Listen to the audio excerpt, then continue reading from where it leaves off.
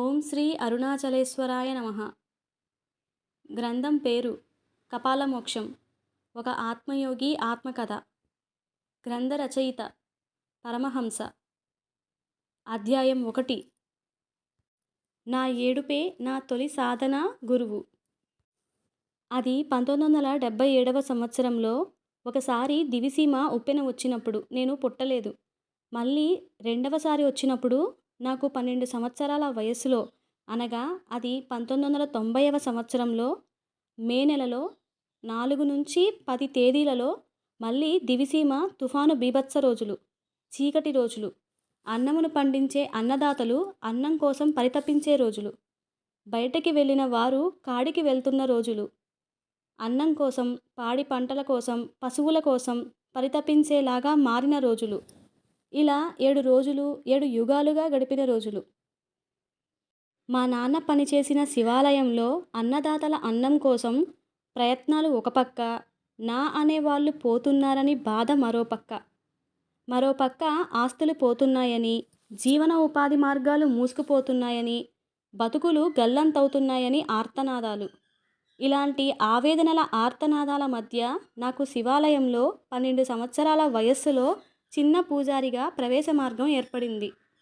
గుడిలో ఉన్న శివలింగం మాట్లాడదు. ఎందుకు ఈ జలప్రళయం జరిగిందో తెలియదు. తెలియని వయసులో ఏదో తెలియని తపన మొదలైంది. ఏదో చెయ్యాలని, ఏదో తెలుసుకోవాలనే తపన మొదలైంది. శవాలుగా మార్చేసిన శివయ్య మీద శివతాండవం మొదలైంది.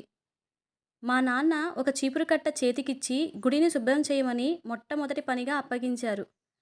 శుభ్రం చేయవలసింది గుడిని కాదని, గుడిలో ఉన్న లింగమూర్తిని అని సంకల్పించాను. దైవంగా చెప్పుకుంటున్నా, పూజలు అందుకుంటున్నా, పుష్టిగా నైవేద్యాలు తింటున్న శివలింగమూర్తిని ప్రశ్నించాలని నాలో నేనే ఎదురు తిరిగాను. ఏ పాపం చేశారని ఇంతమందిని బాధపెట్టినాడు? సృష్టించడం ఎందుకు? నాశనం చేయడం ఎందుకు? మమ్మల్ని సృష్టించమని అడిగామా? నన్ను సృష్టించమని అడిగానా? నన్ను బాధ పెట్టమని చెప్పానా? జననాలు మరణాలు ఇవ్వమని అడిగానా? నాశనం చేసే కాడికి మమ్మల్ని ఎందుకు సృష్టించావు? నీకు కళ్యాణ మహోత్సవాలు, మాకు బాధలు, నరకయాతనలు, నానా చంకలు నాకి మేము కష్టపడి సంపాదించిన వాటిని నేను ప్రసాదించాను కదా, నాకు ఇవ్వమని అడగటం నీకు సిగ్గుగా అనిపించడం లేదా? అడుక్కునేవాడి దగ్గర గీరుకునేవాడివి నువ్వు. మనస్సు లేని రాయివి నువ్వు. చలనం లేని బండరాతివి నువ్వు. అందుకే నిన్ను శిలగా తయారు చేసి, సిలువగా బంధించి, శిలాఫలక సమాధులు చేసినారు కదా. నేను అడిగిన వాటికి సమాధానం చెప్పలేని మౌన బ్రహ్మంగా ఉన్నావు. ఏమీ తెలియనట్లుగా, ఏమీ జరగనట్లుగా ఉండటానికి మౌనముద్రలో ఉండి ఎవరిని ఉద్ధరించాలి? ఉద్ధరణ చేయలేని వాడికి, లేనివాడికి గుడిలో ఎందుకు పూజలు? ఎందుకు ప్రసాదాలు? ఎందుకు నువ్వు లేని కాడికి మమ్మల్ని కాడికి పంపించే అధికారం నీకు ఎవరిచ్చారు? అసలు నన్ను సృష్టించిందెవరు? ఎందుకు సృష్టి నాశనం చేయాలి అని ఎందుకు అనుకుంటున్నావు? ఏమయ్యా శివయ్య, నాకన్నా ఎన్నో కోట్ల మందిని సృష్టించావు. వారికి నవరసాలు, నవభక్తులు, నవసిద్ధులు, నవమాసాలు ఇచ్చి, లాలించి పాలించి చేసినావు కదా. మళ్ళీ ఏదో కొరతగా నన్నెందుకు సృష్టించావు? ఇంతకు ముందు చేసిన పని నేను చేసిందే కదా. చేసిన పనిని ఎన్నాళ్ళు చేస్తావు, చూస్తావు, ఆనందపడతావు? మేము బాధలో ఉంటే ఆనందపడతావు, మేము సుఖాల్లో ఉంటే బాధ పెడతావు, బాధల్లో గుర్తుకు వచ్చేలా చేసుకుంటావు, ఆనందంలో మర్చిపోయేలా చేస్తావు. అసలు నువ్వు చూసిన నాటకం ఎన్నిసార్లు చూస్తావు? దేవయ్య, జంగమయ్య, నీకు విసుగనిపించదా? విరక్తి కలగటం లేదా? అయినా నా పిచ్చి గాని, నీకు నిజంగా వైరాగ్యం ఎప్పుడొచ్చింది? మన్మధుణ్ణి చంపి కాముని జయించాను అంటావు. అమ్మ కనపడితే మోహం కలిగింది అంటావు. నీలాంటి చపల చిత్తుడిని నేను ఇంతవరకు చూడలేదు. నువ్వు గంజాయి సేవిస్తూ ఎంజాయ్ చేసేవాడివి. నువ్వు ఒక పక్క నీతులు చెప్తావు, మరొక పక్క వాటికి గోతులు తీస్తావు. అసలు నువ్వు ఉన్నావో లేదో తెలియని వారితో వాదించి కూడా దండగా. నీకు దండాలు పెట్టడం, దండలు వేయడం కూడా దండగా.